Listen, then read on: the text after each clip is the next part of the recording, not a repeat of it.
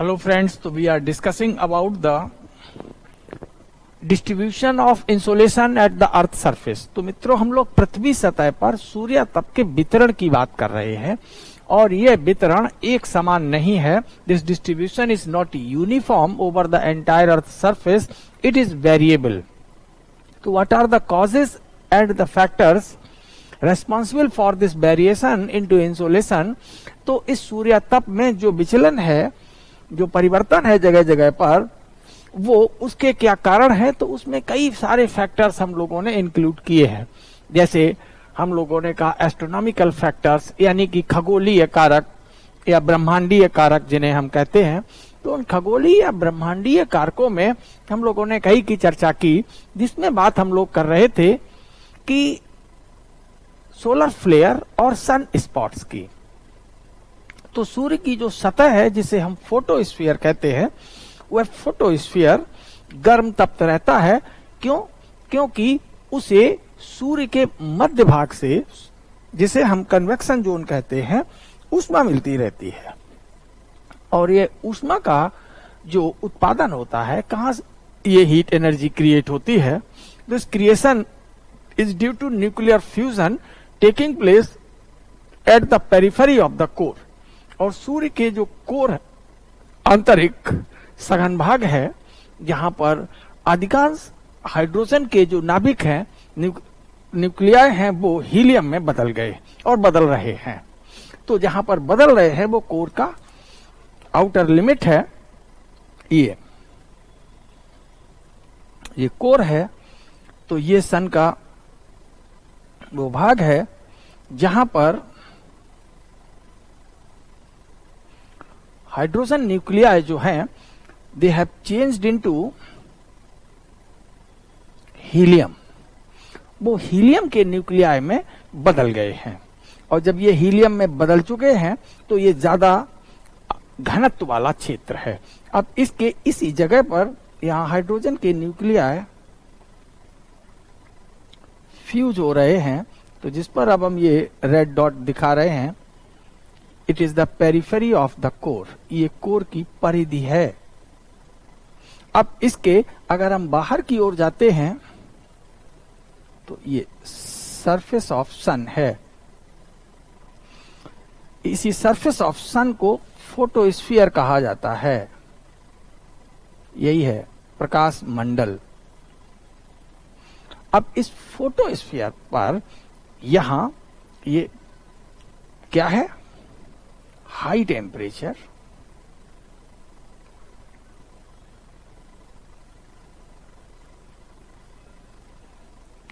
और किसी जगह पर ऊर्जा कितनी होगी? ये ऊर्जा उस जगह के टेम्परेचर, यहां कैपिटल टी हमने यूज किया है, उसके चतुर्थ घात के समानुपाती होती है। ये तो जितना ज्यादा यहां एनर्जी ई है, उसी अनुसार यहां टेम्परेचर है और उसी अनुसार ये ऊर्जा है। तो यहां पर जो हल्के नाभिक हैं वो गर्म होकर के ऊपर उठते हैं।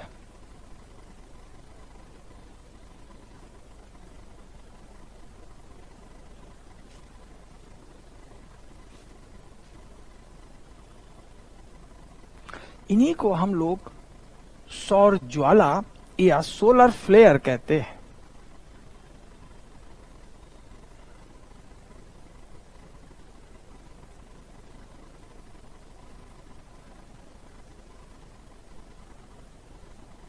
अब यानी अर्थ ये हुआ कि यहां से ये हीट बहुत अधिक गर्म रूप में ऊपर आती है और फिर जब हीट कम हो जाती है तो ये नीचे चला जाता है।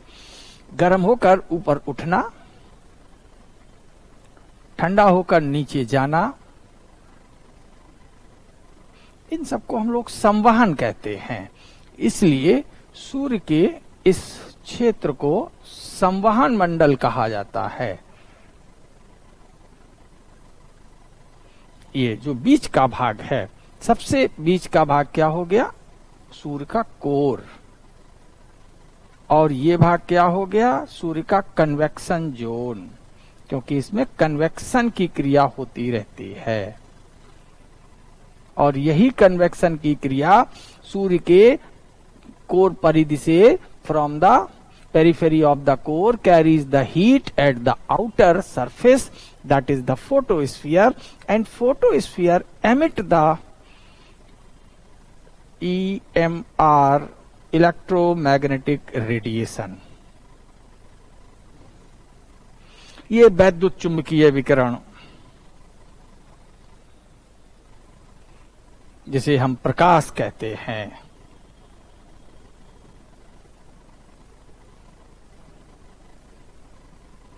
इलेक्ट्रोमैग्नेटिक रेडिएशन, ये उत्पन्न होता है। लेकिन कुछ बिंदुओं पर यहां हीट बहुत ज्यादा बढ़ जाती है। जब हीट ज्यादा बढ़ जाती है तो ये अपना गर्म तप्त पदार्थ अंतरिक्ष में बड़ी तेजी से फेंक देते हैं। ये हाइड्रोजन आयन बड़ी तेजी से फेंक दिए इस जगह पर।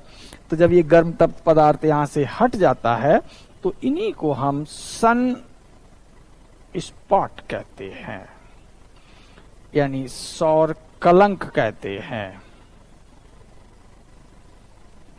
और यही जो बड़ी मात्रा में ऊर्जा जो हमने येलो इस कलर से आपको शो की है, ये अंतरिक्ष में बिखरती है और जिन ग्रहों तक पहुंचती है तो उनके इंसोलेशन वैल्यू बढ़ जाते हैं। इसका अर्थ ये हुआ कि सूर्य की सतह पर हमें जितने धब्बे दिखाई देंगे उतना ही ज्यादा इंसोलेशन का मान होगा। अब ये धब्बे कब समाप्त हो जाएंगे? जब धब्बों का तापमान और आसपास के तापमान एक समान हो जाएंगे।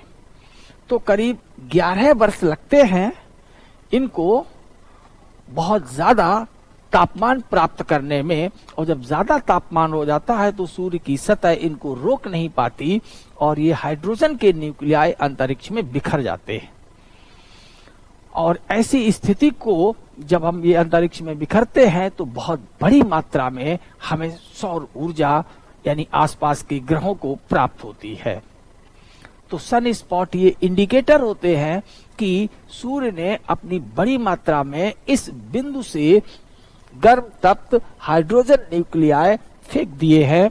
हाइड्रोजन न्यूक्लियाई यहाँ क्या होगा, एक ही प्रोटॉन होता है सिंपल हाइड्रोजन में, तो इन्हें प्रोटॉन्स भी कह सकते हैं। और जब प्रोटॉन है तो प्रोटॉन पर चार्ज होगा और मूविंग चार्ज हमेशा मैग्नेट क्रिएट करते हैं। Moving magnet is the charge means electricity and running electricity is the magnet. कहा जाता है कि गतिशील चुंबक ही विद्युत धारा है और गतिशील विद्युत या आवेश ही चुंबक है।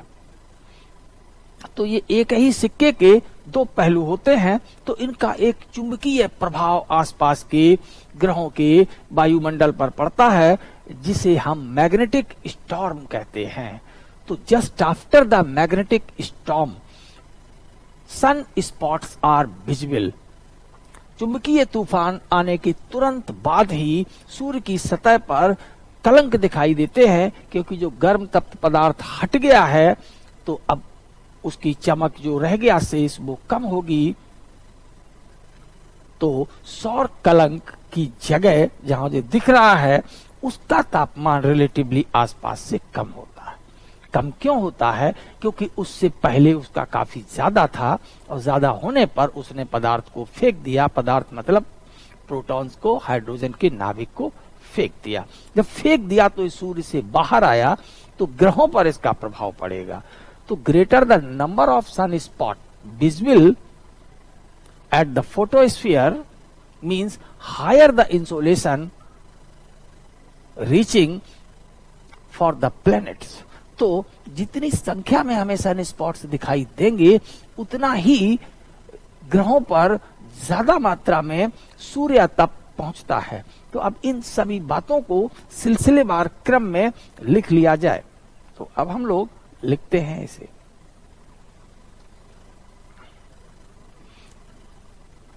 तो बात आई थी कि सौर ज्वाला क्या है। तो सबसे पहले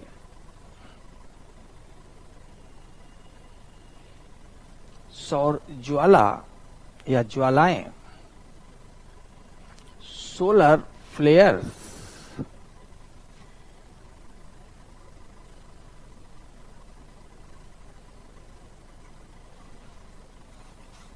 तो सोलर फ्लेयर्स होते क्या हैं, लिख लें। सूर्य की सतह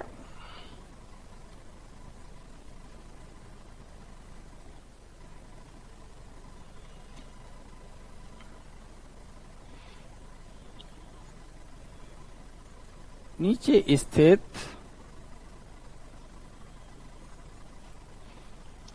संवहन मंडल,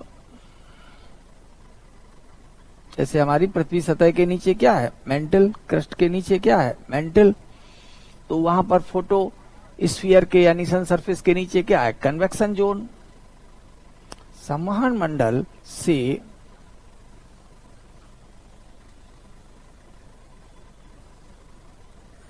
लगातार ऊष्मा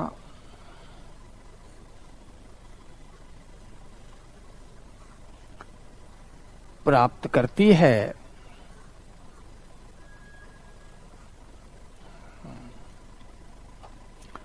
the sun surface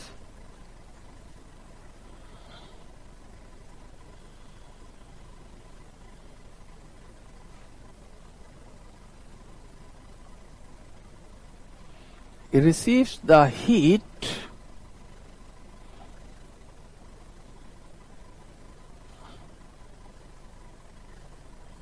from underlying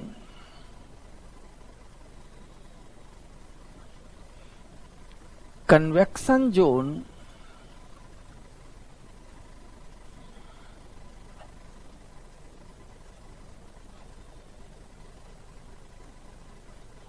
of the sun. तो सूर्य के कन्वेक्शन जोन से ये हीट रिसीव करती रहती है।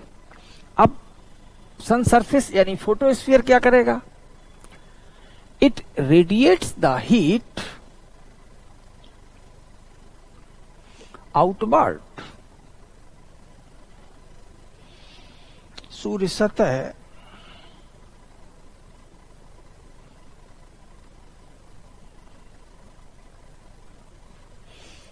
यही ऊष्मा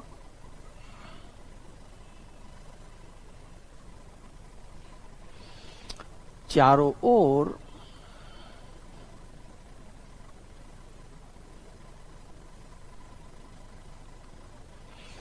अंतरिक्ष में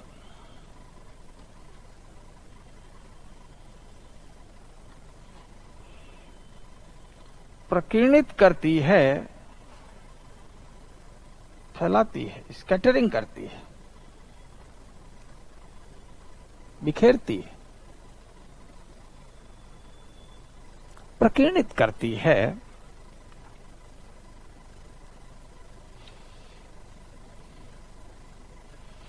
जिसे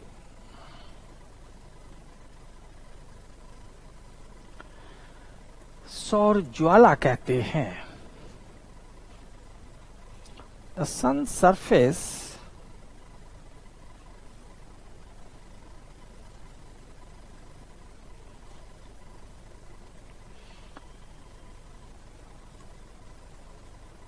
radiates and scatter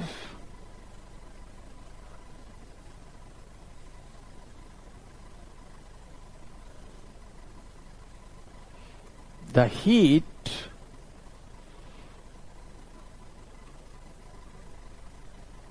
into all directions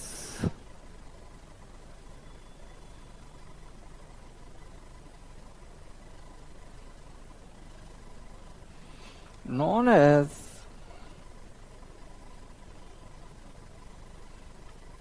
solar flares।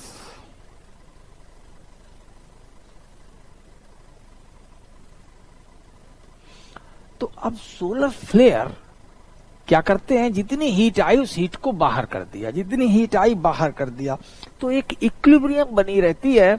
The heat energy discharge by the solar flare into the surroundings and is equal to the heat energy brought by the convection cycles into the intermediate part of the sun. तो सूर्य का जो मध्यवर्ती भाग है, मध्यवर्ती मतलब केंद्रीय भाग नहीं, कोर और उसकी सतह के बीच जो मध्यवर्ती भाग है, उस मध्यवर्ती भाग में जितनी ऊष्मा सतह तक आती है वो ऊष्मा बाहर बिखेर दी जाती है, जिससे सन सरफेस पर इक्विलिब्रियम ऑफ हीट बनी रहती है, ऊष्मा की साम्यावस्था बनी रहती है।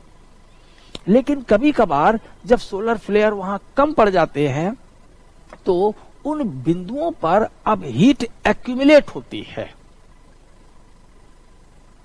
यानी कहने का मतलब ये हुआ कि सौर ज्वाला या ज्वालाओं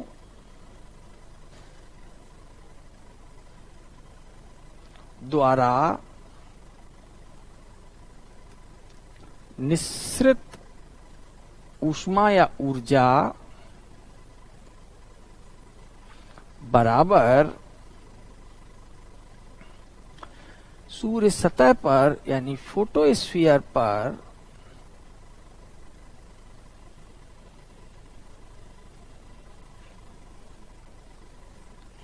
संवहन क्रिया द्वारा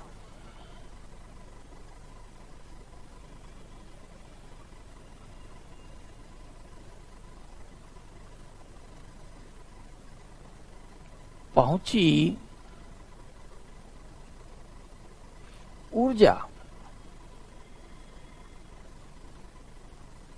यानी कहने का अर्थ ये हुआ कि अगर हम इसको ऐसे बताएं, ये सन सरफेस है, दिस इज द फोटोस्फीयर, इसी को फोटोस्फीयर कहते हैं।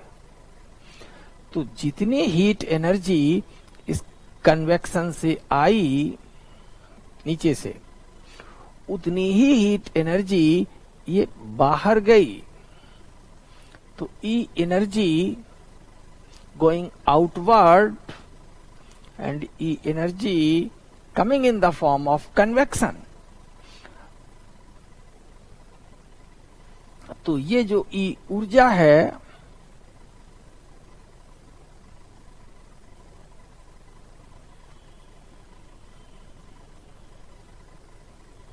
going outward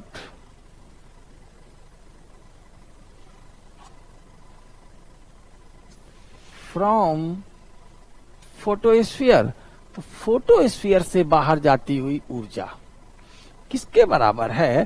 तो नीचे से ये आ रहा है क्या, कन्वेक्शन वाली energy.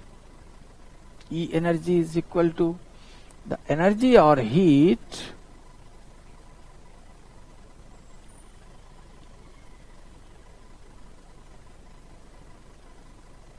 of convection. If this is the E, then it is E dash. So there must be a equilibrium between E and E dash. और यही ऊर्जा हम लोग सोलर फ्लेयर के नाम से जानते हैं, सौर चमक के नाम से जानते हैं। तो अब अगर किसी कारण से जो ई डैश है वो थोड़ा कम पड़ जाए तो अब सतह पर एक्यूमुलेशन ऑफ हीट हो जाएगा। यानी हमने आपको क्या बताया, energy going outward from photosphere and energy of convection are almost equal and it maintains the thermal equilibrium at photosphere. और फोटोस्फीयर पर एक ऊष्मा की साम्यावस्था बनी रहती है। If by any cause the discharging rate of energy from sun surface become lesser than the energy obtained by the sun surface, then the accumulation of heat at the photosphere takes place। तो सूर्य की सतह पर यहाँ ऊष्मा का संचयन हो जाएगा। यानी यही एनर्जी जो पहुंच रही है E, वो ज्यादा है और जो बाहर जा रही है वो थोड़ी कम है। तो अब यहां पर क्या हो जाएगा, एक्यूमुलेशन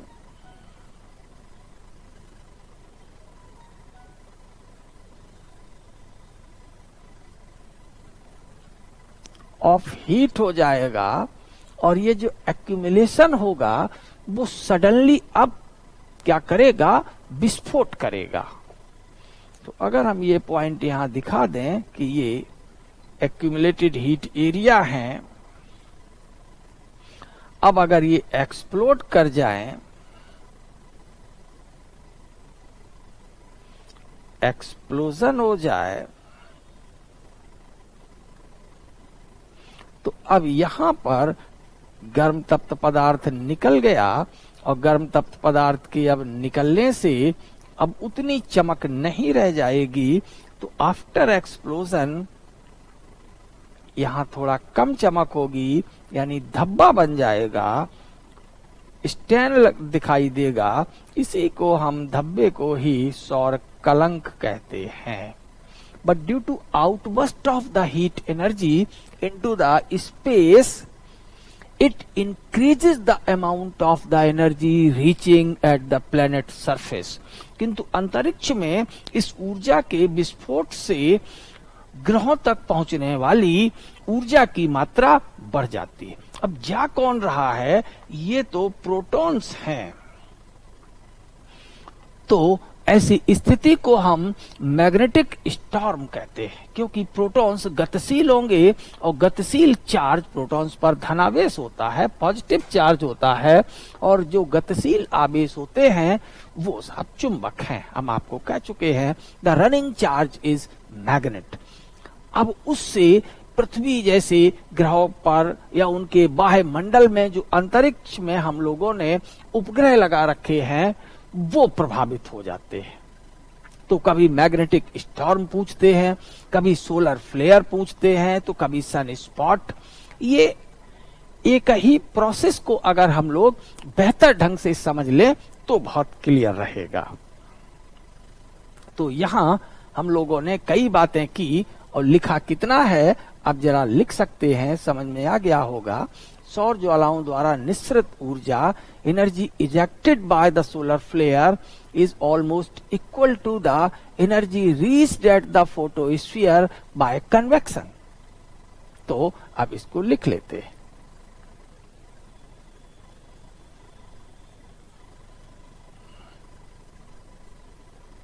क्या लिखना है,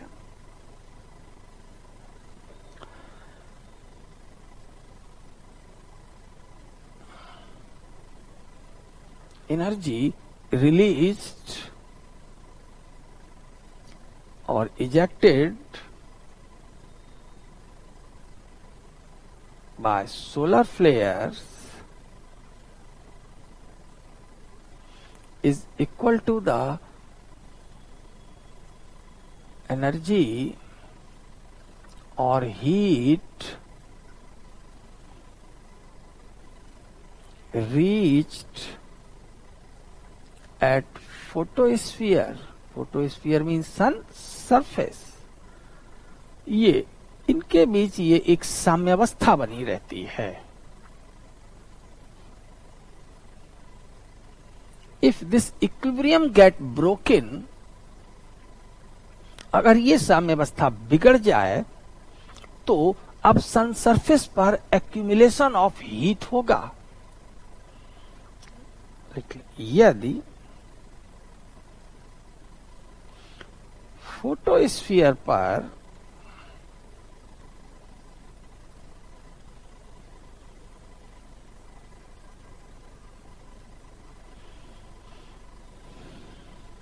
पहुंची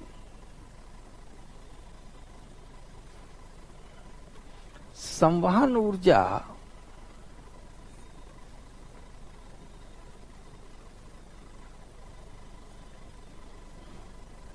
अधिक तथा सौर ज्वालाओं द्वारा निस्सृत ऊर्जा, निस्सृत उगली हुई ऊर्जा, बाहर फेंकी गई ऊर्जा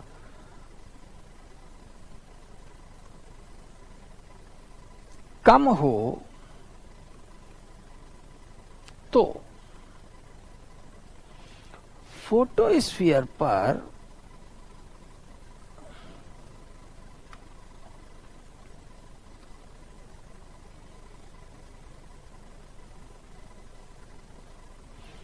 ऊष्मा का या ऊर्जा का, ऊष्मा भी तो ऊर्जा का ही एक रूप है, का संचय हो जाता है, संचय होने लगता है, ये है। अब ये जो संचय हो गया है यही अब एक विस्फोट के रूप में प्रकट होता है। लिख लें, if the convection heat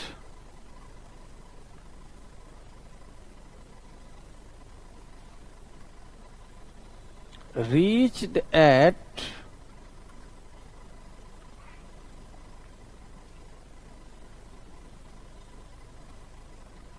the sun surface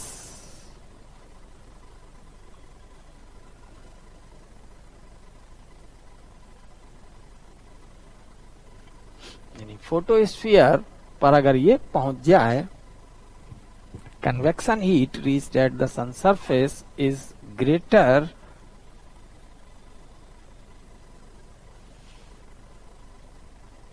than the heat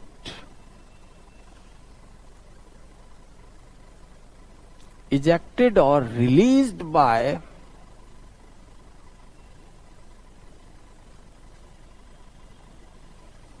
solar flares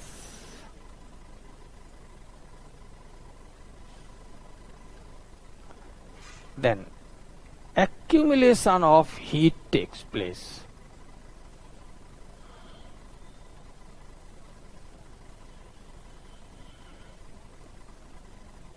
Accumulation of heat takes place at photosphere. Clear?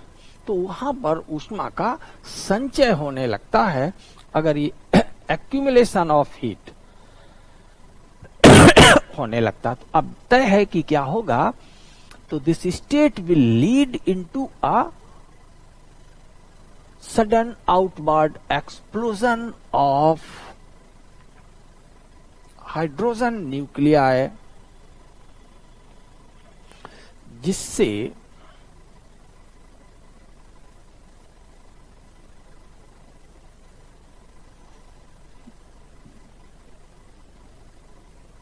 Hydrogen के नाभिक matter of the sun, hydrogen के नाभिक तीव्र विस्फोट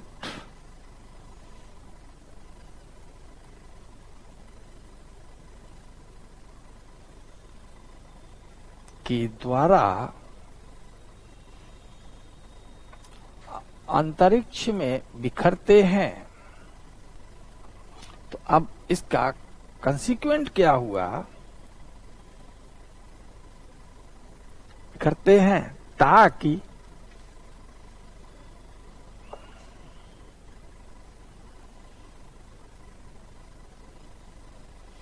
संचित ऊष्मा का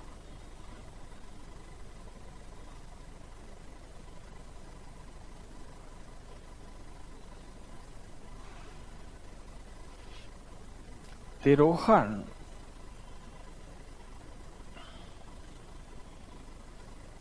हो जाए और पुनः साम्यावस्था स्थापित हो जाए। तो consequently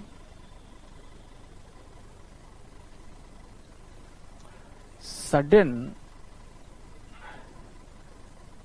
explosion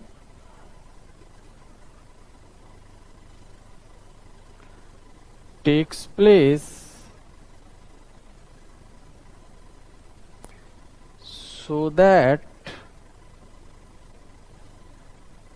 accumulated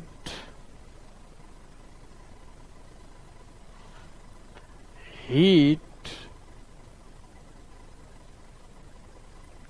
can be lost into space and equilibrium may be maintained. तो ये स्थिति होती जब ये विस्फोट है, तो दिस विस्फोट, this explosion is known as the magnetic storm.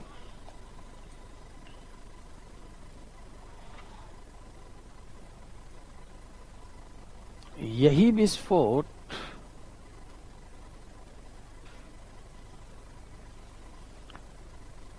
चुंबकीय तूफान कहलाता है.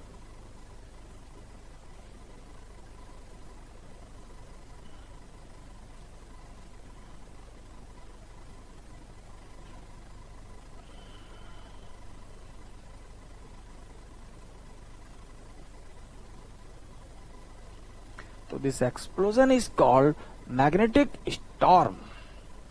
ये साहब हो गया magnetic storm. Because nuclei of hydrogen means proton move faster. Because of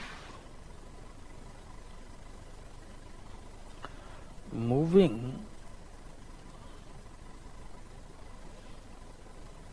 protons means nuclei of hydrogen. तो हाइड्रोजन के नाभिक और उन पर चार्ज है, तो मूविंग चार्ज आर मैग्नेट. तो हम लोगों ने इन चीजों पर ध्यान दिया. तो क्यों हुआ, क्यों कहा इसे हमने मैग्नेटिक स्टॉर्म, चुंबकीय तूफान? क्योंकि प्रोटॉन यानी हाइड्रोजन के नाभिक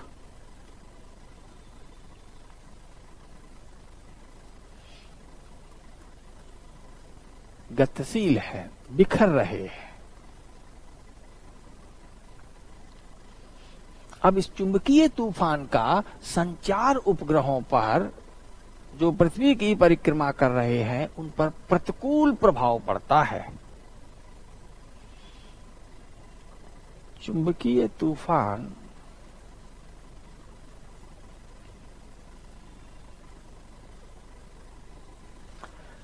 संचार उपग्रहों को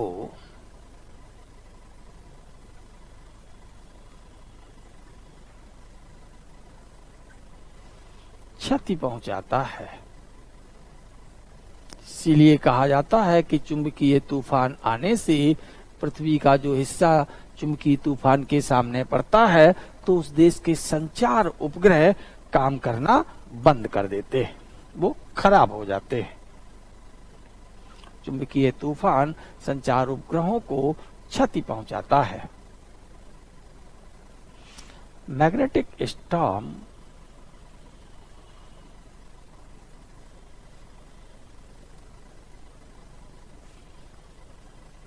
destroys the communication satellites.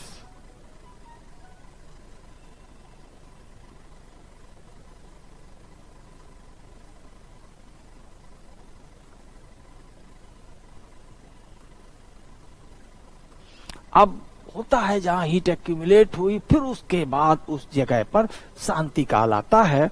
यानी जब इतनी बड़ी हीट इन्होंने सन सरफेस से बाहर फेंक दी, तो सन सरफेस से बाहर फेंकने के बाद अब ये तय हो गया कि अब यहाँ जो हीट लेवल होगा, जैसे बंगाल की खाड़ी से साइक्लोन उठने के बाद वहां शांति आ जाती है. और जितना हाई टेम्परेचर रेस्पॉन्सिबल होता है साइक्लोन के लिए, तो साइक्लोन के बाद उतना ही वहां पर कम टेम्परेचर आ जाता है. और जब कम तापमान हो गया, तब फिर अब वहां अगर सन सरफेस पर तापमान ही चमक के लिए उत्तरदायी है, तो सन सरफेस पर after magnetic storm area of the lesser shining can be observe. They are known as the sun spot.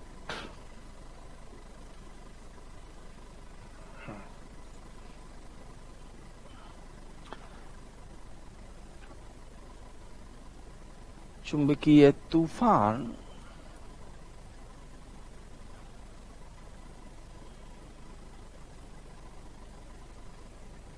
के बाद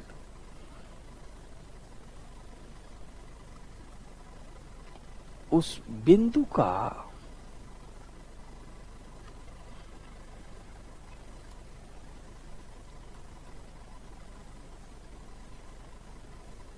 तापमान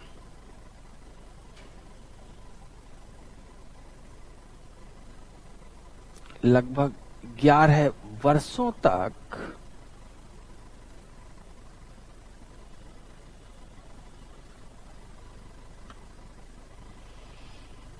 आसपास के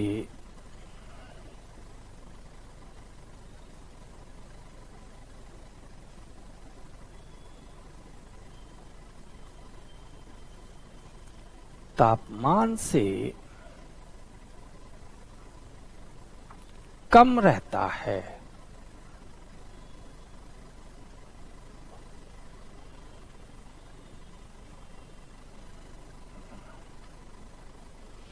और यह कम चमक वाला क्षेत्र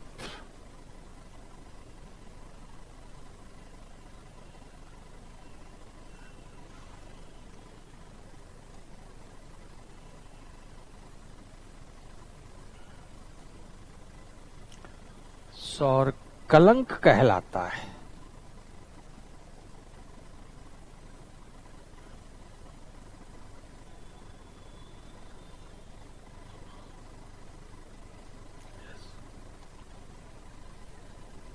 The point or place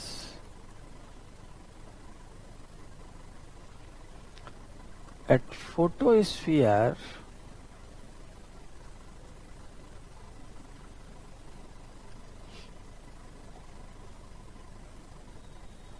from where magnetic storm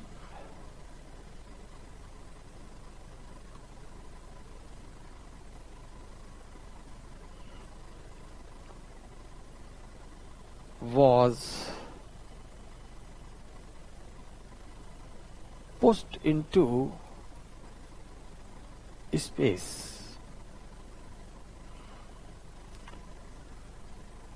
Remains at low temperature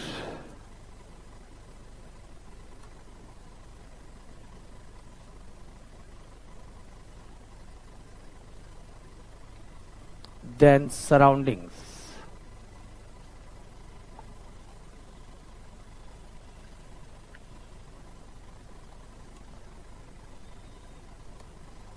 अब टेम्परेचर अगर कम है तो चमक कम है, अर्थात धब्बा है।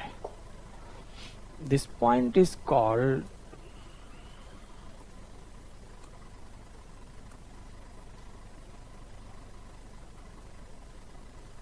sun spot due to its lesser shining.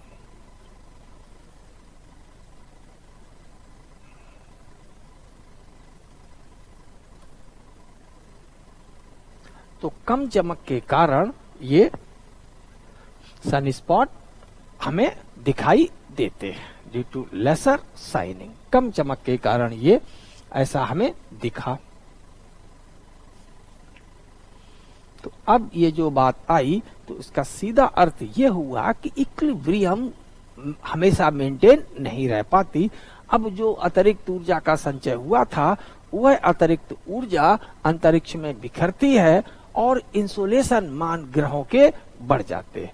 So greater the number of sun spot visible at the sun surface, so the greater the insolation to be received by the planets. यानी कि सूर्य सतह पर सौर कलंक जितने ज्यादा दिखेंगे, ग्रहों तक पहुंचने वाली ऊर्जा का मान भी उतना ही ज्यादा होगा। ये लिख लें, ये सीधा प्रिंसिपल है सारी डिस्कशन का। क्या अर्थ निकला? सौर कलंकों की संख्या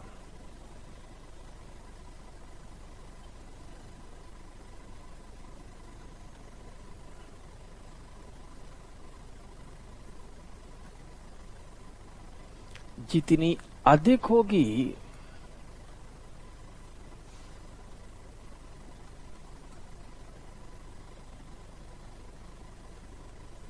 तो उतनी ही ज्यादा ऊर्जा सूर्य से बाहर गई है।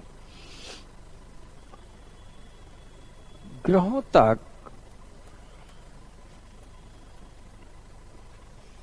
पहुंचने वाला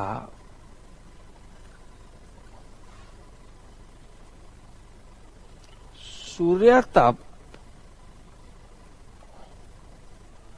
भी अधिक होगा, ये निष्कर्ष है, क्योंकि लोग बस इतना ही पढ़ा देते हैं और फिर समझ में नहीं आता।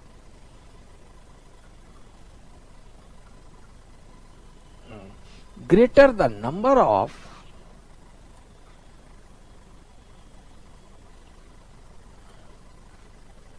या higher the number of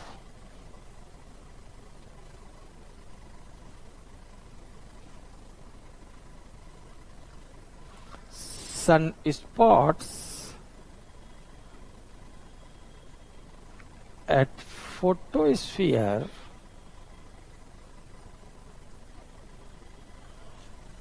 higher the amount of insolation reaching at planets, तो ग्रहों को उतना ही ज्यादा मिलता है।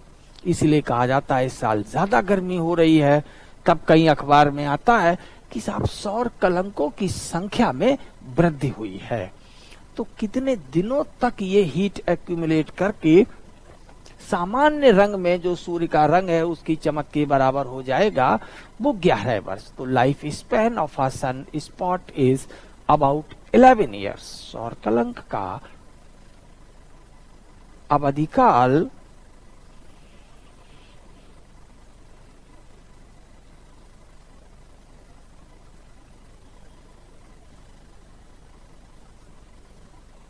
सौर कलंक की अवधि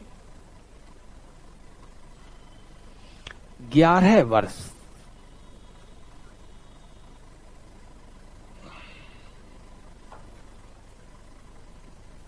तक रहती है।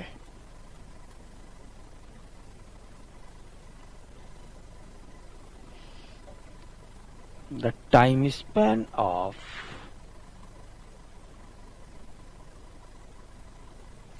sun spot is about 11 years.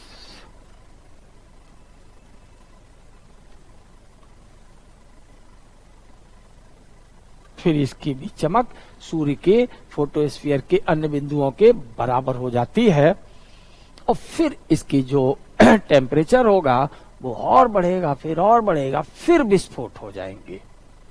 तो इस तरीके से ये 11 वर्ष की साइकिल चलती रहती है और समय समय पर जो है ग्रहों तक पहुंचने वाली सौर की ऊर्जा भी बदलती रहती है, यानी कि सूर्य तप में विचलन आते रहते हैं।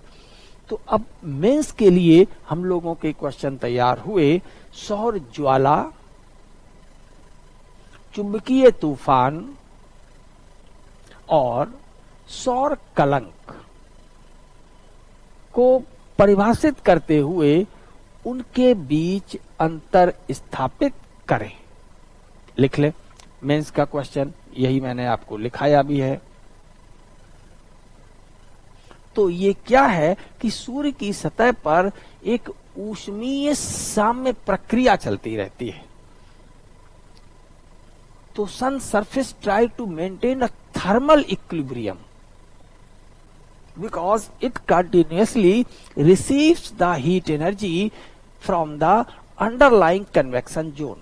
तो सूर्य की सतह पर एक ऊष्मीय साम्य प्रक्रिया चलती रहती है क्योंकि यह लगातार सतह के नीचे स्थित संवहन मंडल से ऊष्मा प्राप्त करता रहता है।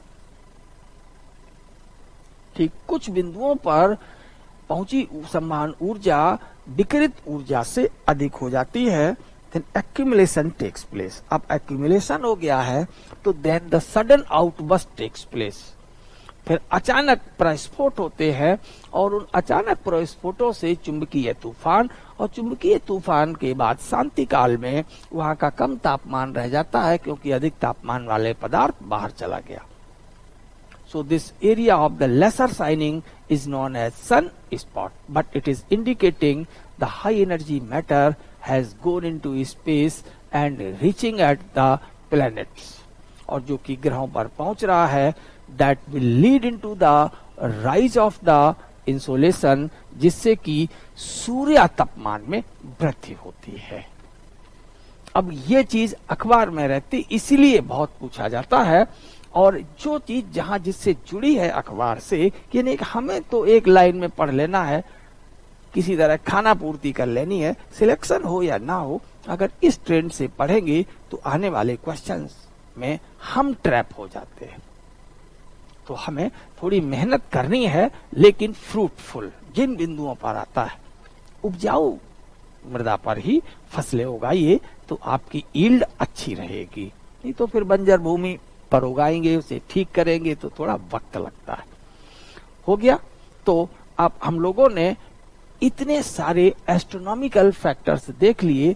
अब एस्ट्रोनॉमिकल फैक्टर्स के बाद अब आपको याद आया होगा कि हमें एटमॉस्फेरिक फैक्टर, और एटमॉस्फेरिक फैक्टर में बादलों की सघनता, बादल जहां जितने सघन होंगे वहां पर सूर्य तप कम पहुंचता है, तो समय और स्थान के अनुरूप बादलों की सघनता बदलती रहती है.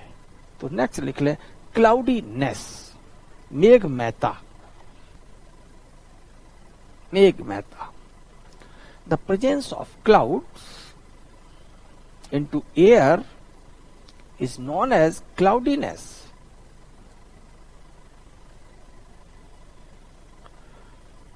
वायु में बादलों की उपस्थिति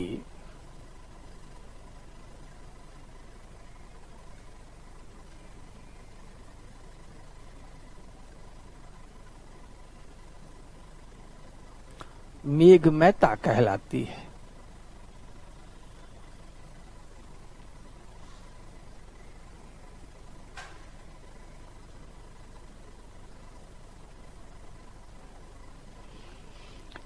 The presence of cloud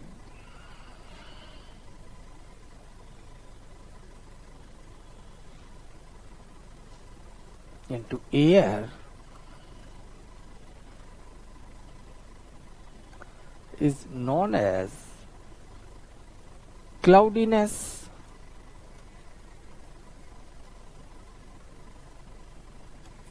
तो इसको क्लाउडीनेस कह देते हैं.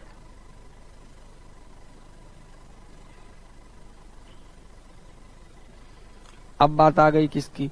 तो अब बादल जितने ज्यादा होंगे तो amount of insolation reaching at the surface is reduced.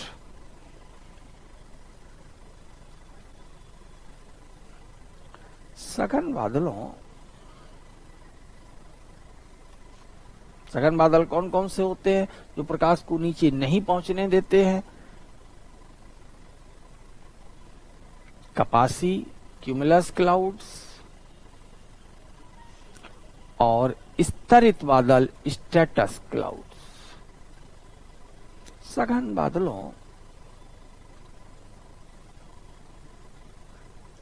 की उपस्थिति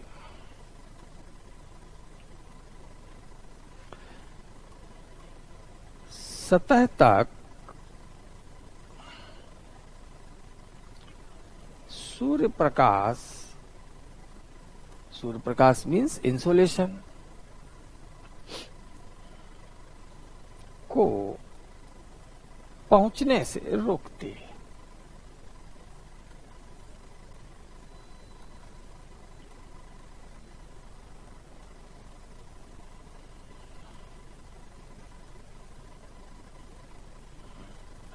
Presence of dense clouds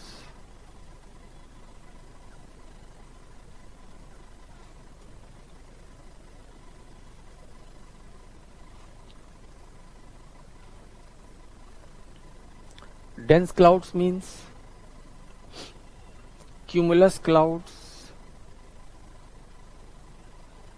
stratus clouds, ये है। तो क्यूमुलस और जो स्टेटस क्लाउड्स होते हैं वो प्रकाश को पहुंचने नहीं देते। Presence of dense clouds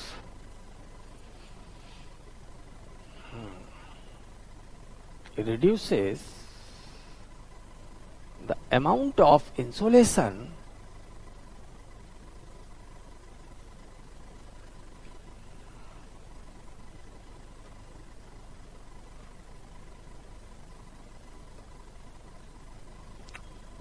reaching at the surface.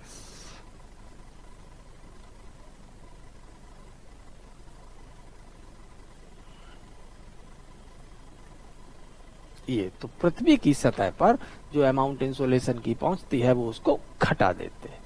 Denser the clouds in a place over a place in a time means lesser the insolation.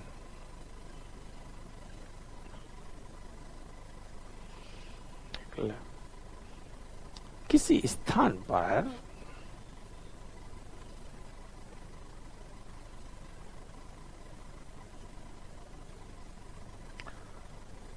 बादलों की सघनता यानी मेघमयता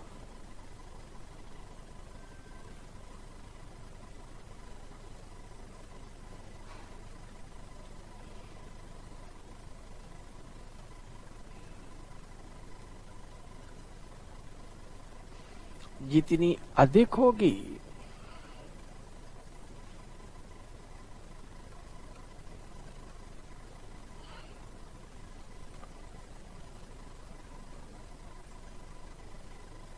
सूर्य तापमान वहां का उतना ही कम होगा। सूर्य तापमान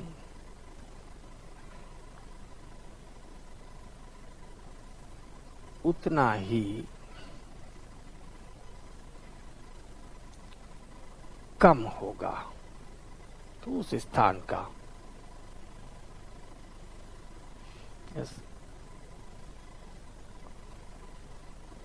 denser the clouds over a place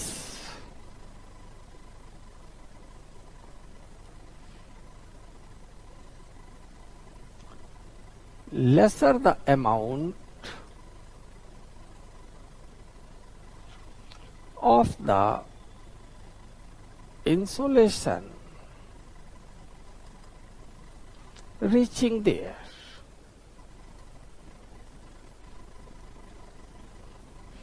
तो वहां पहुंचने वाले सूर्य तप की मात्रा भी उतनी ही कम होगी। Reaching there, ये सिंपल सी बात हो गई। तो because of the hot and humid conditions into equatorial region the cloudiness remains higher. तो विषुवतीय प्रदेशों में उष्ण और आर्द्र दशाओं के कारण मेघमयता अधिक रहती है। So the amount of the falling insolation is lesser than as the latitudinal rule, जिसे हम आपको बता चुके हैं। अब इसे और बताने की यहाँ पर जरूरत नहीं है। While the dry region means subtropical belt, air is the dry, water vapor is present in a lesser amount. So the probability of the cloud formation is low into subtropical belt. तो उपोष्ण कटिबंध में बादलों की जो उपस्थिति और मेघमयता है वो कम है। That's why insolation is higher. And it's vice versa, हम इसका उल्टा भी कह सकते हैं कि जिन क्षेत्रों में मेघमयता कम है वहां के सूर्य तापमान ज्यादा है। This is the aerological factor. ये हमारे वायु में उपस्थित बादलों के कारण हुआ है। अब बात आती है एयर के बाद हम लोग जो दूसरा फैक्टर पढ़े थे वो लिथोलॉजिकल या टेरेस्ट्रियल फैक्टर था। तो टेरेस्ट्रियल फैक्टर में हम अगर बात करें तो हमें मुख्यतया 3 आकृतियां नजर आती है, पर्वत, पठार और मैदान। पर्वत सबसे ऊंचे होते हैं लेकिन इनका शिखर नुकीला होता है, तो इनकी जो ऊपरी सतह का जो क्षेत्रफल है जो इंसोलेशन को धारण करता है वो कम होता है। प्लेट्यू पर्वत जितने तो ऊंचे नहीं होते, relatively there height is lesser then the near by mountain, और पठार की ऊंचाई निकटवर्ती पर्वत से कम ही होती है, but they have flat top, लेकिन उनका जो टॉप सरफेस है वो सपाट या सीधा होता है. So they have relatively more surface area than the mountains to receive the insolation in comparison to the mountain. हाँ, तो माउंटेन की तुलना में इनका जो क्षेत्रफल है ज्यादा है, but their height is not lesser too much than the mountains. लेकिन पठारों की ऊंचाई बहुत कम नहीं होती है. तो एक तो हाइट के कारण इन्हें इंसोलेशन ज्यादा मिलता है, दूसरा इनका सरफेस एरिया भी ज्यादा है. तो इसीलिए पठारों का जो इंसोलेशन वैल्यू होता है वो पर्वतों की तुलना में ज्यादा.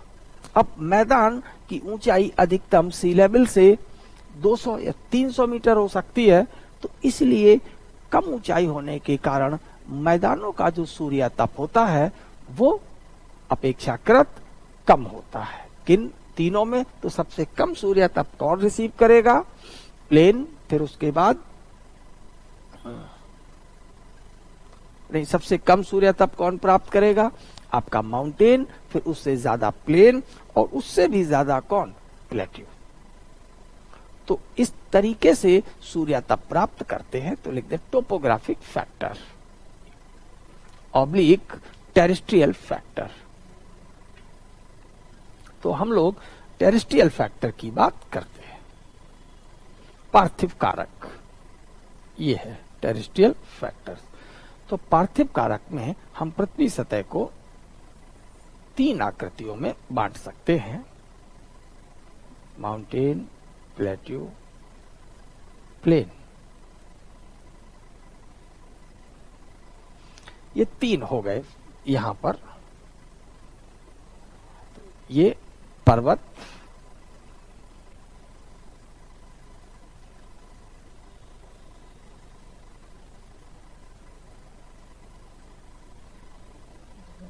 माउंटेन हो गया, ये पठार,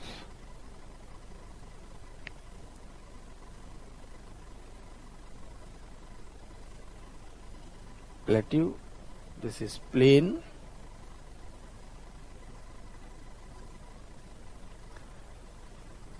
यानी मैदान. तो हमारे टेरेस्ट्रियल सरफेस यानी स्थलीय सतह मुख्यतया 3 प्रकार की आकृतियों में उपस्थित रहते हैं.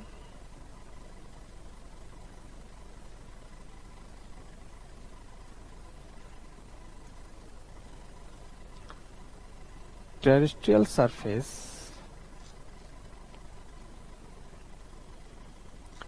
is mainly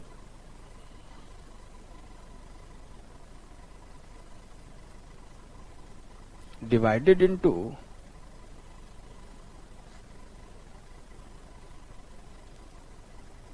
3 types. पार्थिव सतह को मुख्यतया 3 प्रकारों में बांटा जाता है. 3 प्रकारों में बांटा जाता है. कौन कौन? माउंटेन,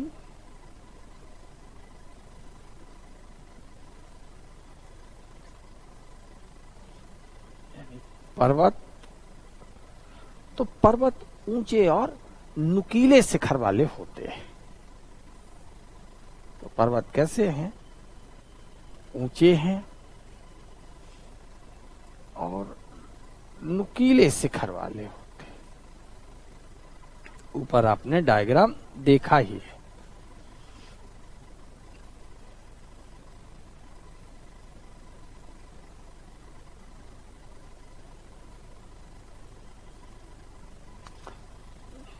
तो mountains are lofty but with conical peaks.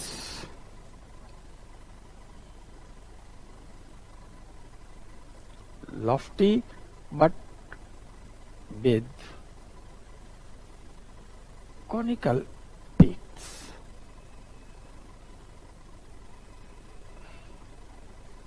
अब जब इनका शिखर नुकीला है अब पर्वतों तक जो इंसोलेशन का जो अमाउंट होगा, तो फॉलिंग इंसोलेशन पर्वत के शिखरीय क्षेत्र में एरिया बहुत कम है तो वो कम रहता है। लिख ले। इसीलिए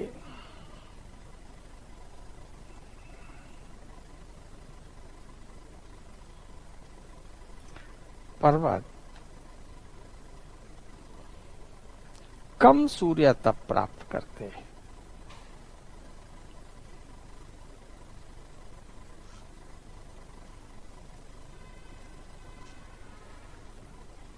क्योंकि उनके शिखर नुकीले हैं, कम एरिया है।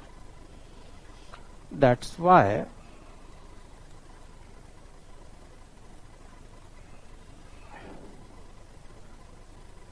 mountains receives lesser insolation.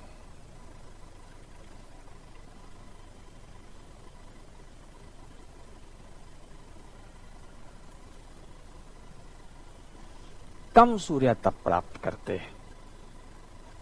अब पठार ये भी उच्च भूमियां हैं किंतु फ्लैट टॉप की होती है।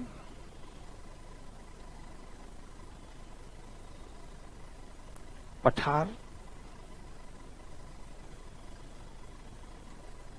क्या है, प्लेट्यू क्या है, एक उच्च भूमि है किंतु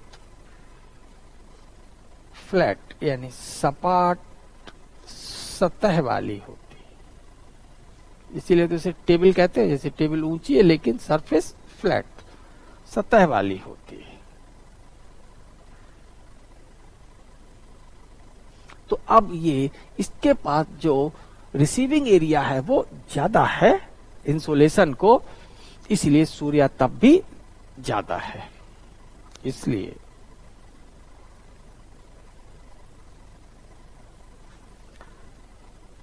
सूर्य तप मान अधिक है, तापमान अधिक रहता है। तो plateaus receives higher insolation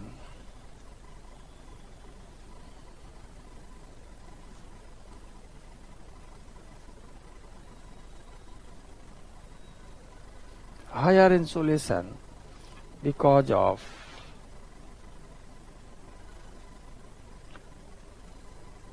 flat top surface।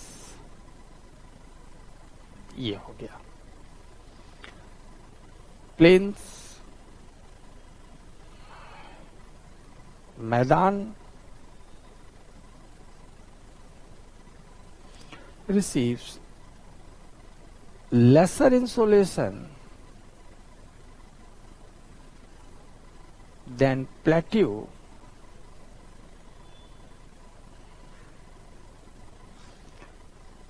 because of lesser heights।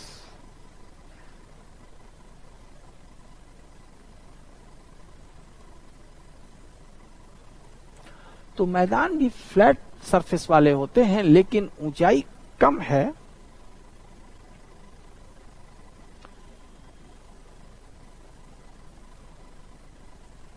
मैदान पठारों की तुलना में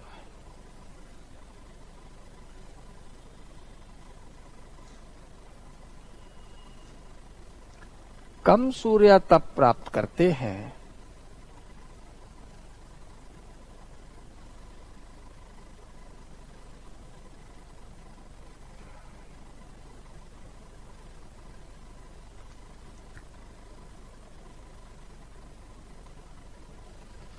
कम सूर्य तप प्राप्त करते हैं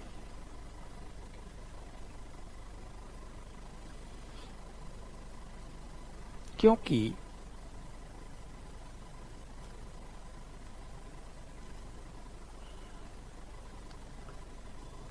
इनकी ऊंचाई कम रहती है, कम होती।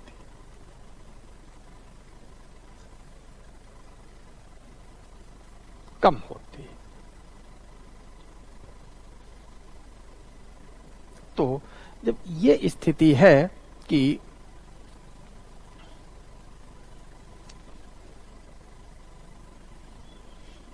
पठारों की तुलना में फ्लैट सरफेस दोनों का है।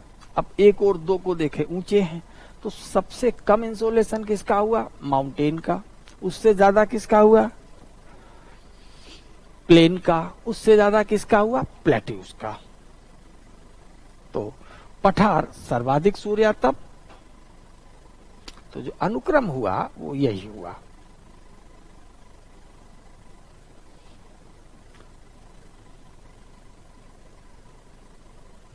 सूर्यातप का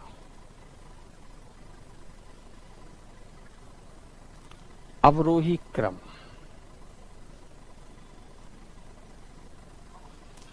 डिसेंडिंग ऑर्डर ऑफ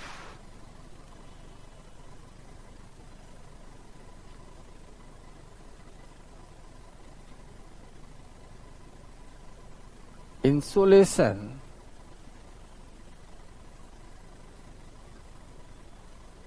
क्या हुआ? तो सबसे हाईएस्ट किसका होगा? पठार। उससे कम किसका होगा? मैदान।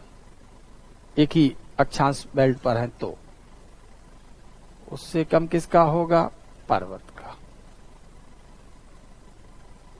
ये हो गया। तो प्लेट्यू, इनका इंसोलेशन सबसे ज्यादा, देन प्लेन, इनका इंसोलेशन प्लेट्यू से कम, और सबसे कम किसका? माउंटेन्स का।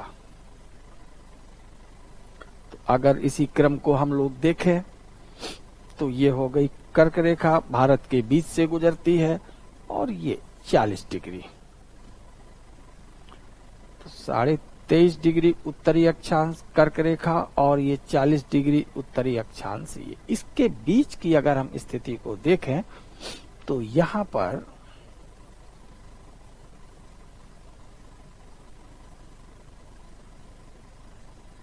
ये ग्रेटर हिमालय, लेसर हिमालय, और ये आउटर हिमालय। ये हिमालय का क्षेत्र है, पर्वत चोटियों वाला, नुकीले शिखरों वाला।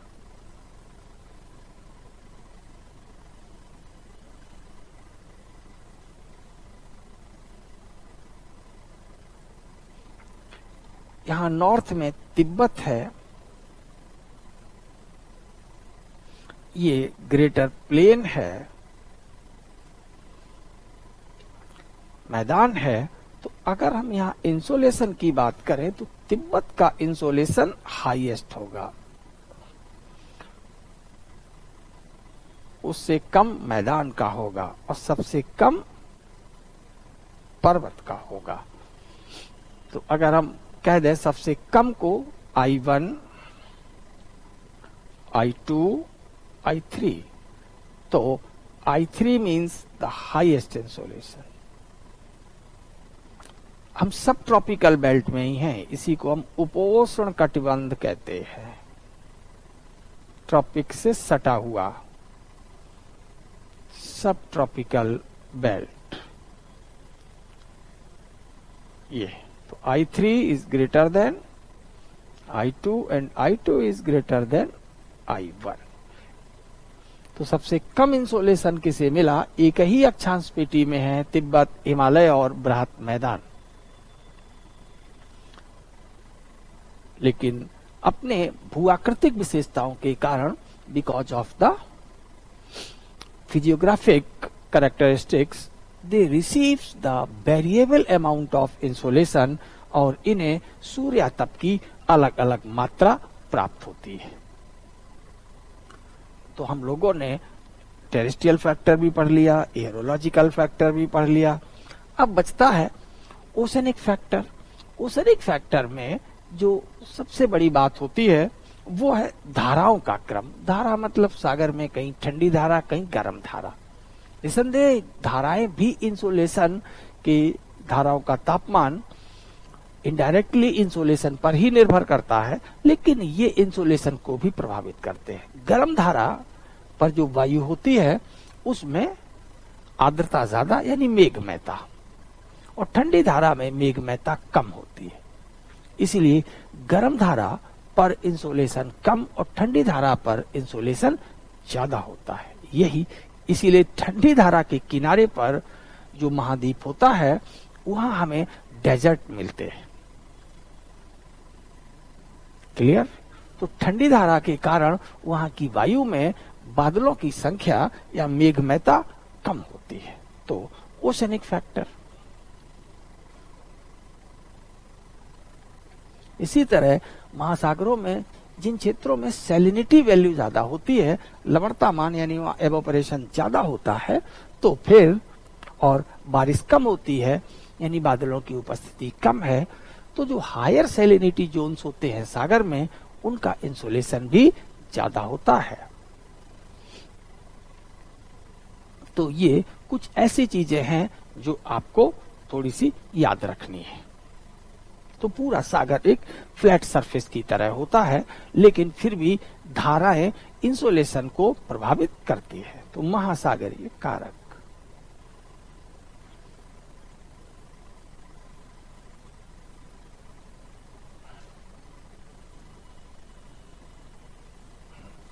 Oceanic factors.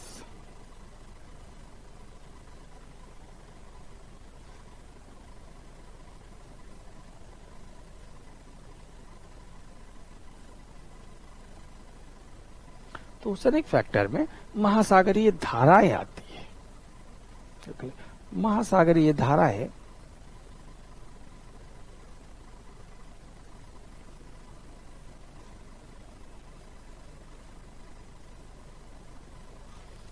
दो प्रकार की होती है।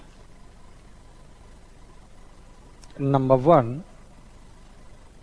गर्म धाराएं, नंबर 2 ठंडी धाराएं।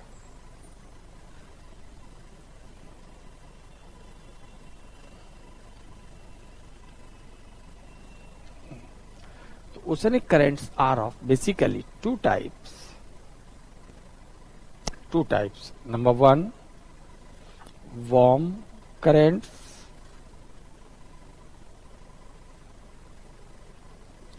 and number 2 cold current.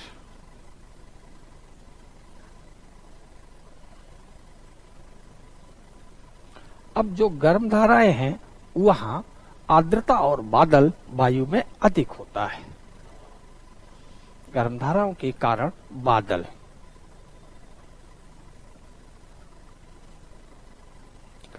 बादल बनते हैं और ठंडी धाराओं में बादलों की अनुपस्थिति होती है। तो ठंडी धाराओं के कारण धूप खिलती है। तो ठंडी धाराओं के क्षेत्रों में धूप खिलती है।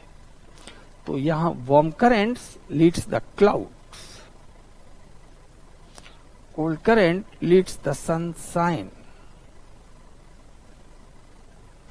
यहां धूप खिलती है। अब तय हो गया है कि इंसुलेशन कहां ज्यादा होगा।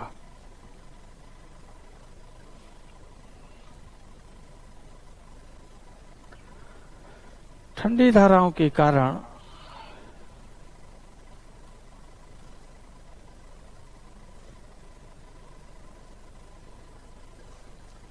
सूर्य तापमान अधिक रहता है। Higher insulation false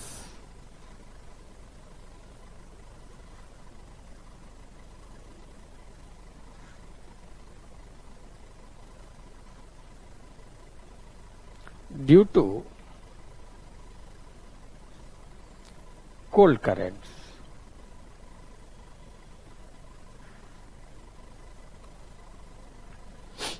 Cold currents.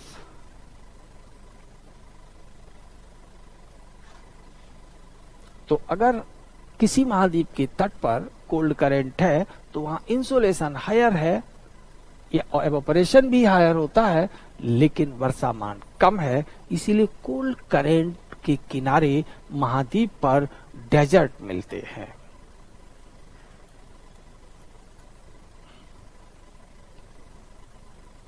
इसीलिए ठंडी धाराओं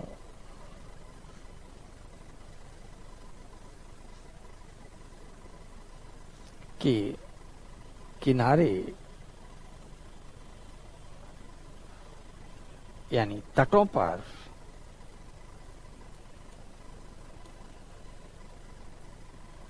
मरुस्थल पाए जाते हैं।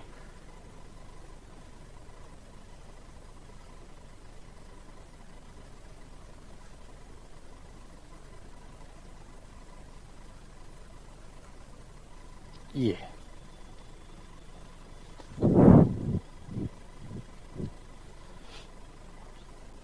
दूसरा, तो जो अब वार्म करंट है, तो वार्म करंट में बादलों की उपस्थिति के कारण वार्म करंट के ऊपर, तो गर्म धारा के कारण वायु में बादल अधिक होते हैं, इसलिए वहां सूर्य तापमान कम रहता है।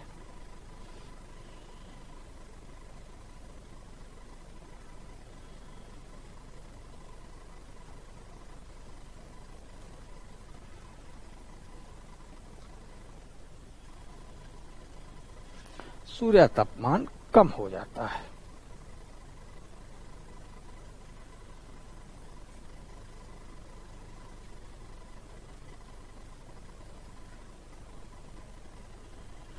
कारण बता ही दिया है, क्या होते हैं? बादल अधिक बनते हैं।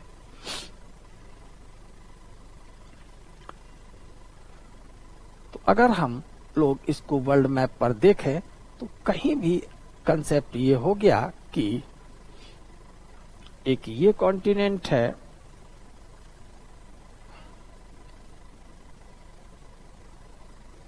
एक ये कॉन्टिनेंट है,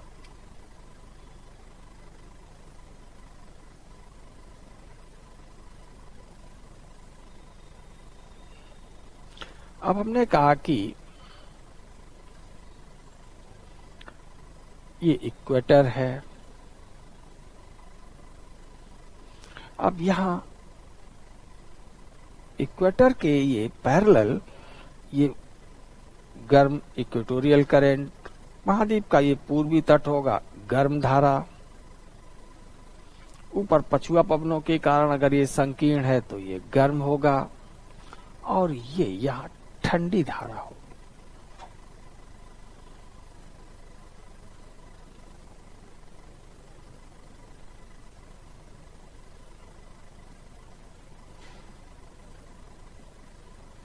ये ट्रॉपिक ऑफ कैंसर कह सकते हैं, 23.5 डिग्री नॉर्थ, 40 डिग्री कह सकते हैं नॉर्थ, ये बात की। तो अब ये ठंडी धारा है,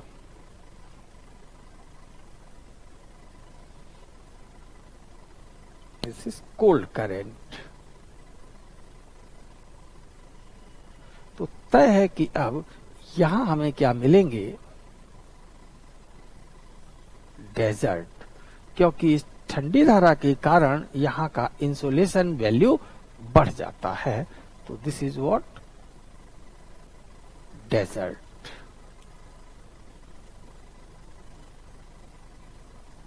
ये तो ये महाद्वीप का पूर्वी तट है, इस महाद्वीप का ईस्ट कोस्ट। तो इस महाद्वीप का ये पूर्वी होगा, ईस्ट कोस्ट होगा, तो ये वेस्ट कोस्ट होगा। अब आपको याद हो गया होगा कि महाद्वीपों के पश्चिमी तट पर धाराएं ठंडी और मरुस्थल पाए जाते हैं। इतना ये सब याद रहता है। तो इसमें और भी कारक है, तो अभी जब हम आपको विंड्स पढ़ाएंगे तो उनकी भी भूमिका होगी, यहां धारा के स्वभाव के कारण भी भूमिका होगी। तो जब मेंस में ये क्वेश्चन बनता है कि महाद्वीपों के पश्चिमी भागों में हमें मरुस्थल मिलते हैं क्यों, तो उस प्रश्न को हम लोग सॉल्व करेंगे। तो उस प्रश्न में ये भी पॉइंट आएगा, लेकिन यहां आज हमने इसको डिस्कस कर लिया। यानी बहुत डिटेल में हम लोगों ने कि इंसोलेशन कैसे किसी जगह पर बदलते हैं इसकी चर्चा की। तो अब इंसोलेशन जब सतह पर पड़ेगा तो क्या उत्पन्न होगा?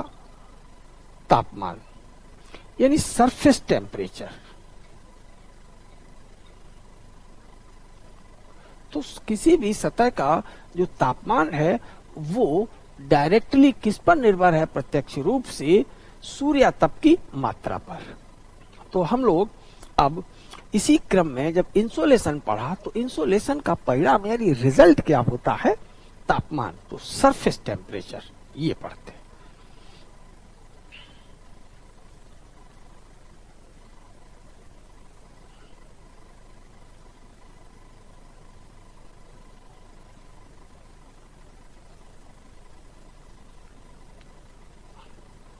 पृथ्वी सतह का तापमान।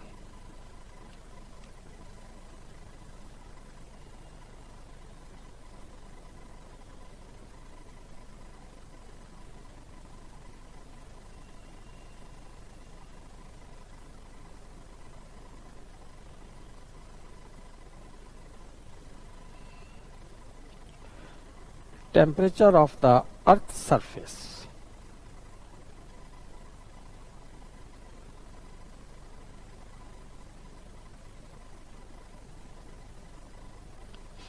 Temperature of the earth's surface. तो मान लो ये पृथ्वी सतह है और इस पर ये इंसोलेशन गिरता है।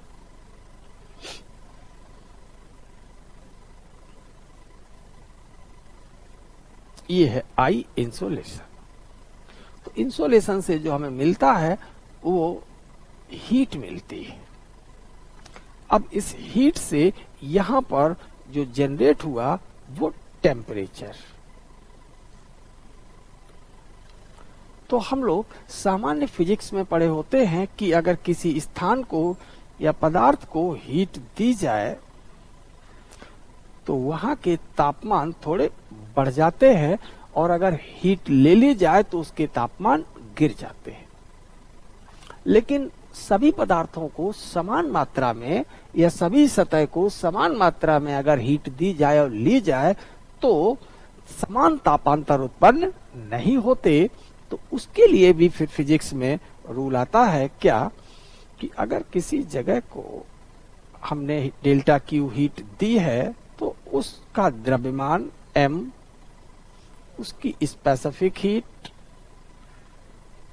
ये दोनों उत्पन्न होने वाले तापांतर को प्रभावित करते हैं। यानी ये एक फार्मूला बना।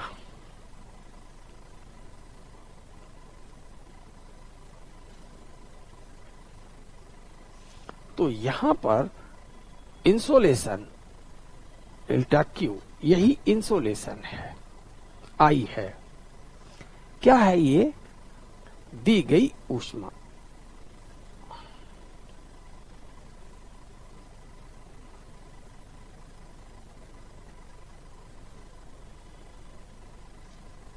द गिवन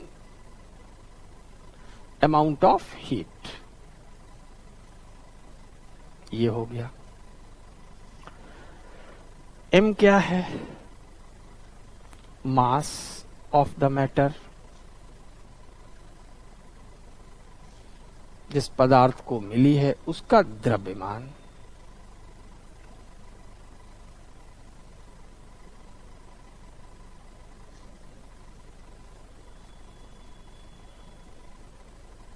द्रव्यमान जितना ज्यादा होगा, ज्यादा बड़े भगोने में आपने चाय बनाने के लिए दूध, पानी, पत्ती डाल दी तो देर लगती है उसको गर्म होने में। और अगर उसी भगोने में कम मात्रा में आपने दूध या ये सब डाला तो वो जल्दी गर्म हो जाता है। तो m जितना ज्यादा होगा तो उसमें जो तापांतर होगा वो कम होगा।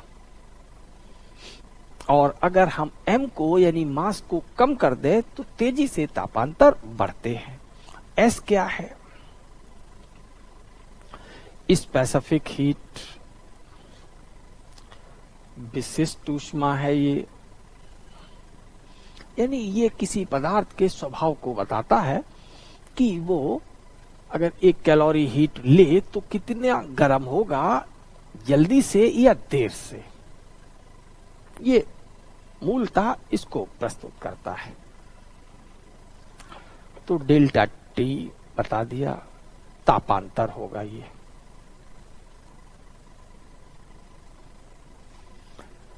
टेम्परेचर डिफरेंस होगा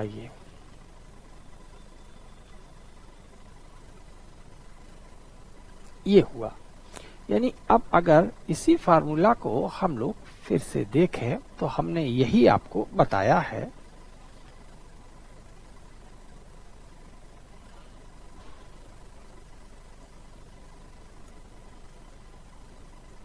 ये m को अगर हम मान लें, सपोज m इज 1 ग्राम, अगर m 1 ग्राम है और जो s है, सॉरी जो t है, डेल्टा t, वो 1 डिग्री सेल्सियस है।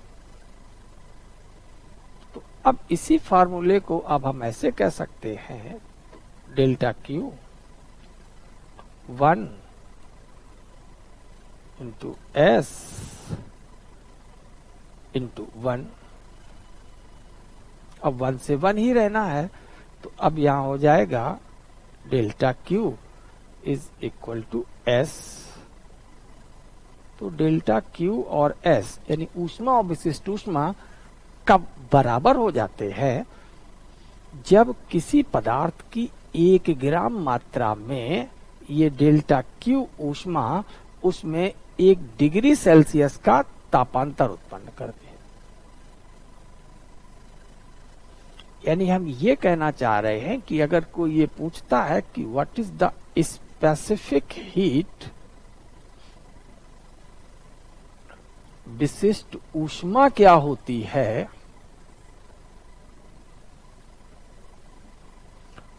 तो the amount of heat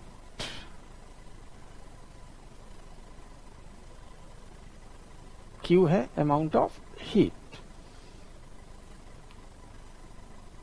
which can generate 1 degree Celsius temperature difference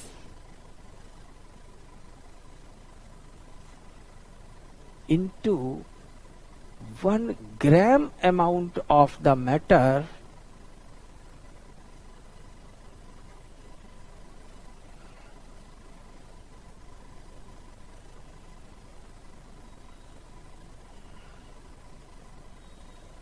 ये है। तो विशिष्ट ऊष्मा क्या हुई? तो विशिष्ट ऊष्मा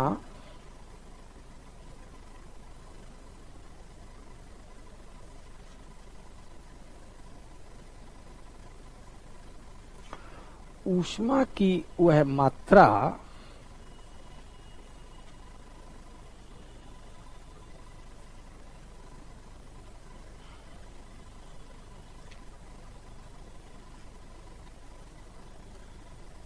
जो किसी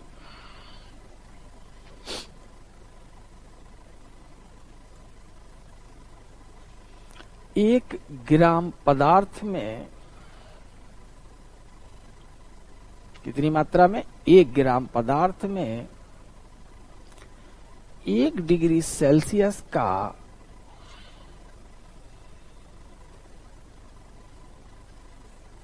तापांतर उत्पन्न कर सके।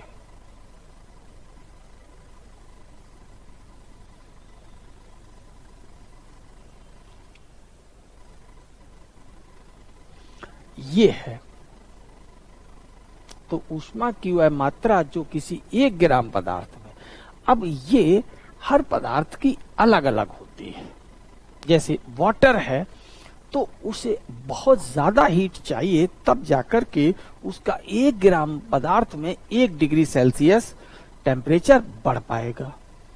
वहीं पर बालू है, अगर थोड़ी सी हीट दे दो तो बड़ी जल्दी से 1 ग्राम पदार्थ उसका 1 डिग्री सेल्सियस बढ़ा लेगा तापमान, या उतनी जल्दी छोड़ देगा अगर हीट ले ली जाए। इसीलिए जल को जो विशिष्ट ऊष्मामान है वाटर का वो ज्यादा है, इसलिए जल धीरे धीरे गर्म होता है, क्योंकि देर तक ऊष्मा लेकर के वो अपनी विशिष्ट ऊष्मा प्राप्त कर पाता है और बालू अपेक्षाकृत जल्दी गर्म होती है और जल्दी ठंडी होती है। तो किसी पदार्थ की ये प्रवृत्ति को शो करता है। तो हमें आंकड़े याद नहीं रखने हैं, क्योंकि हम लोगों को फिजिक्स नहीं पढ़नी है, ज्योग्राफी पढ़नी है। तो ज्योग्राफी के लिए जो यहाँ मोटी शब्द आया, साइंस से हमने सीखा कि पदार्थ के स्वभाव की बात होती है, वो तापीय प्रवृत्ति को शो करता है। तो लिख ले, विशिष्ट ऊष्मा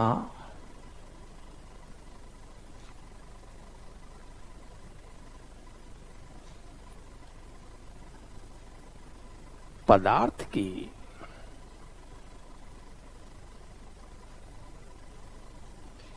तापीय प्रवृत्ति को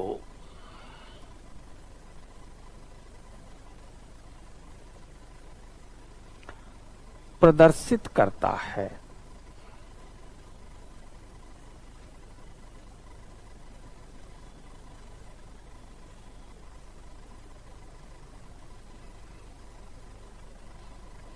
Specific heat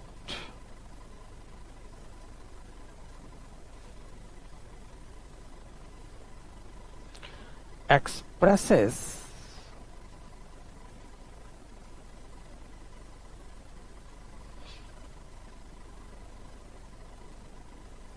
the thermal nature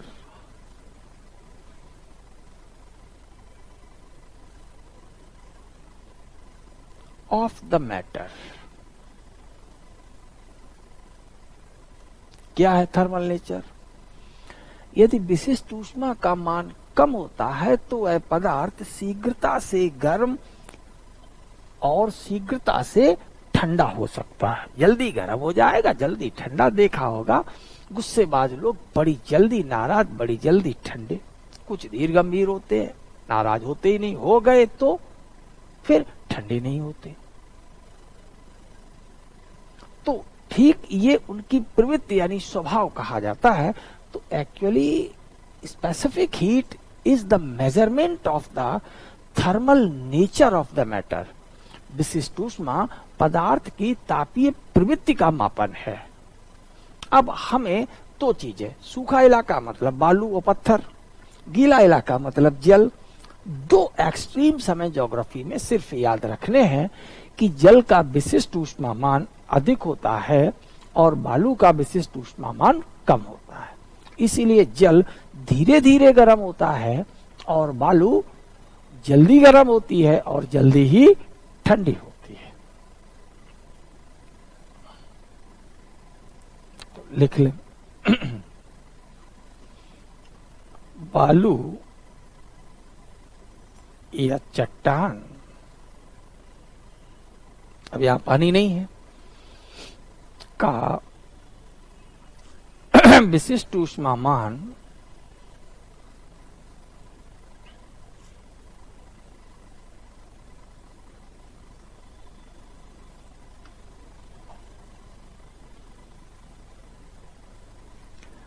कम होता है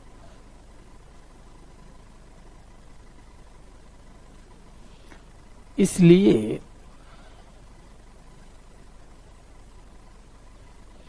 बालू या चट्टान शीघ्रता से, धूप खिली तो जल्दी से गर्म, शीघ्रता से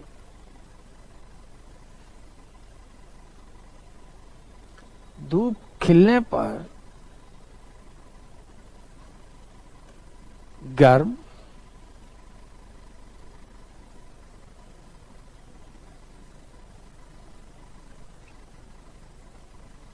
तथा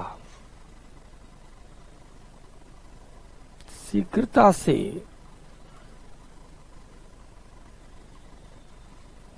रात्रि काल में जब धूप नहीं है ठंडी हो जाती है। ये इनका थर्मल स्वभाव हो गया।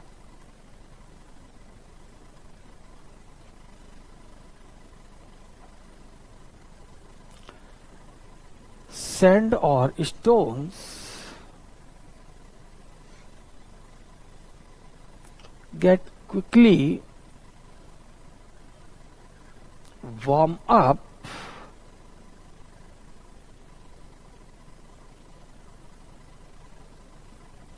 in sunshine period and quickly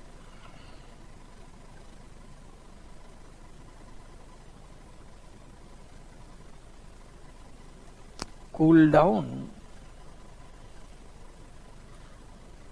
in the night. ये है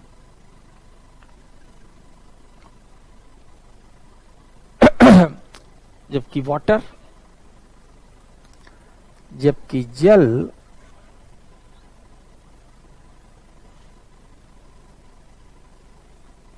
की विशिष्ट ऊष्मा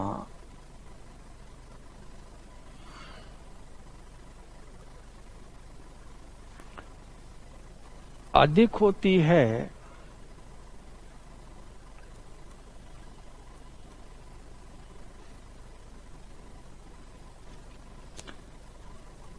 इसलिए जल देर में गर्म तथा देर में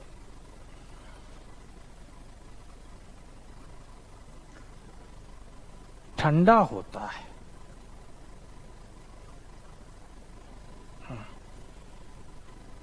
The water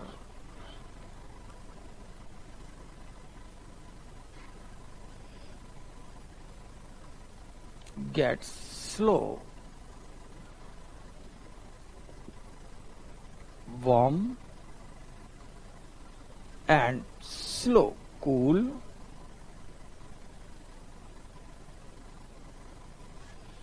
because of high specific heat.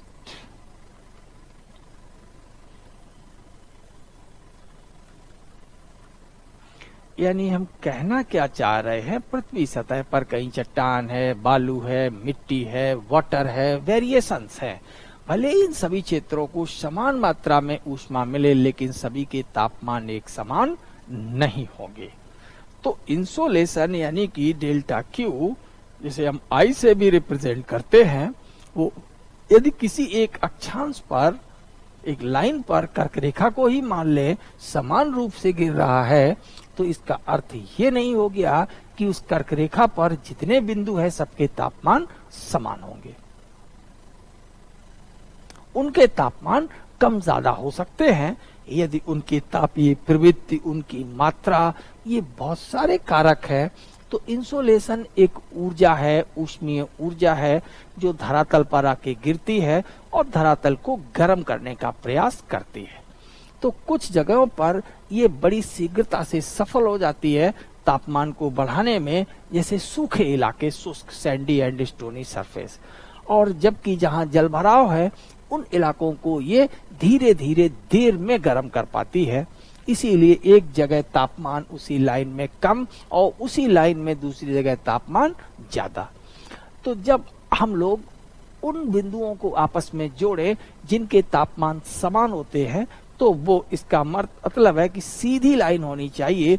अब वो सीधी ना होकर टेढ़ी मेढ़ी होती है, अर्थात सतह पे कहीं शुष्क है तो कहीं पर वहां जल है, या पता लगा कि कहीं इंसोलेशन अक्षांश मान तो समान है लेकिन एक इंसोलेशन ही कम ज्यादा है, तो वहां पर्वत है तो इंसोलेशन कम है तो तापमान कम होगा। पठार है तो इंसोलेशन ज्यादा है तो तापमान बढ़ जाएंगे। तो इस तरीके से जो इंसोलेशन की जो वैल्यू होती है वो भी तापमान को निर्धारित करती है। इसके अलावा पदार्थ की अपनी आकृति, पदार्थ का अपना विशिष्ट ऊष्मामान, ऐसे बहुत से कारक हैं जो कि पृथ्वी सतह के तापमान को निर्धारित करते हैं। तो पृथ्वी सतह का तापमान केवल इंसोलेशन का ही परिणाम हो नहीं है, तापमान उत्पन्न होगा लेकिन उसका मान कम या ज्यादा होगा, उसको निर्धारित करने वाले कई कारक होते हैं। तो पृथ्वी सतह पर हम लोग तापमान को बिल्कुल सरल और रोचक ढंग से प्रस्तुत करने के लिए समताप रेखाओं का यूज करते हैं। किसका यूज करेंगे? समताप रेखाओं का यूज करेंगे।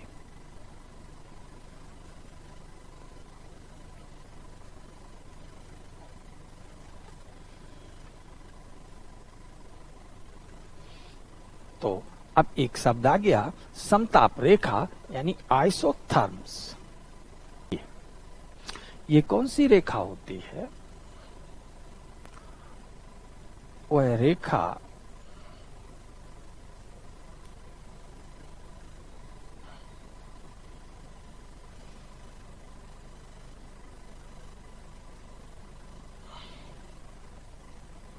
जो समान तापमान बिंदुओं को आपस में जोड़ दे।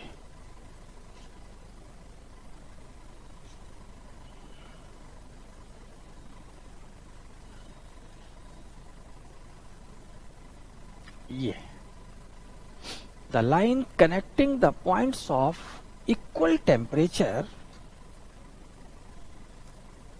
the line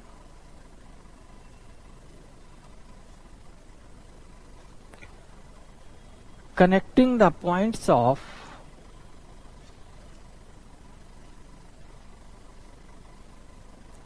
equal temperature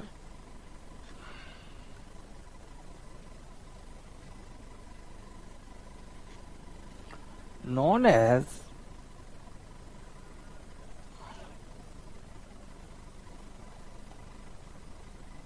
isotherm, उसको आइसोथर्म कहते हैं।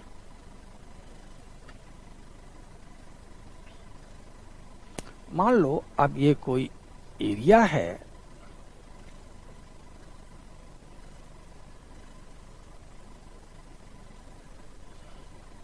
और इस एरिया में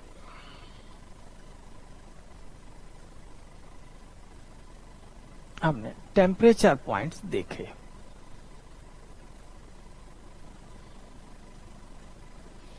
ये है 18 डिग्री सेल्सियस।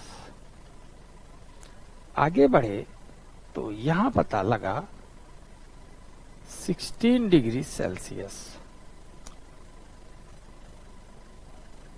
यहां पता लगा 18 डिग्री सेल्सियस, यहां 18 डिग्री सेल्सियस, यहां 17 डिग्री सेल्सियस, यहां 20 डिग्री सेल्सियस, यहां 18 degree Celsius, 24 degree Celsius, 24 degree Celsius, 22 degree Celsius, इस तरीके से है। तो अब ये कहा गया कि अब आप यहां समताप रेखा खींचे, तो वो बिंदु जिनके तापमान समान है हमें उन्हें कनेक्ट करना है। तो दिस इज 18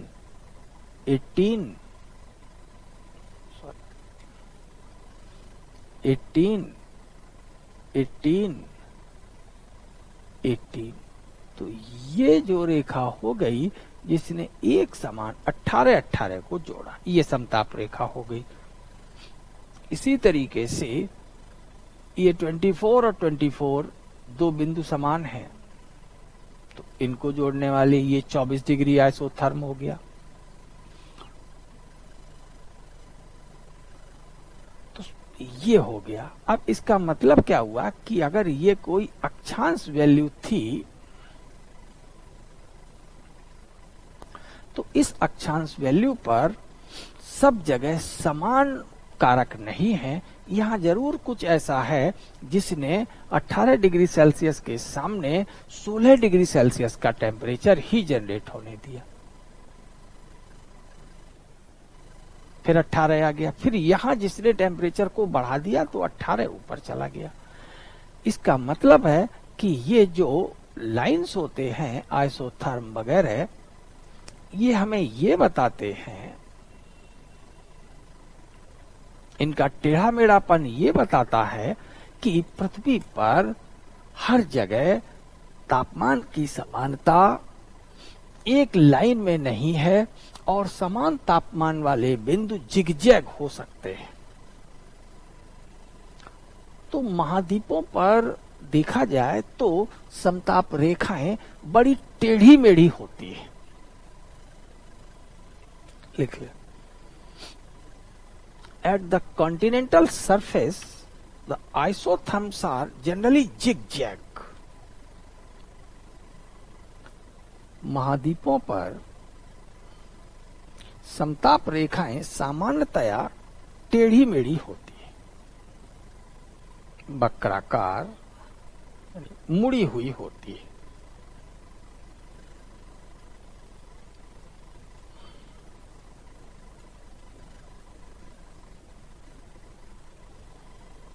क्योंकि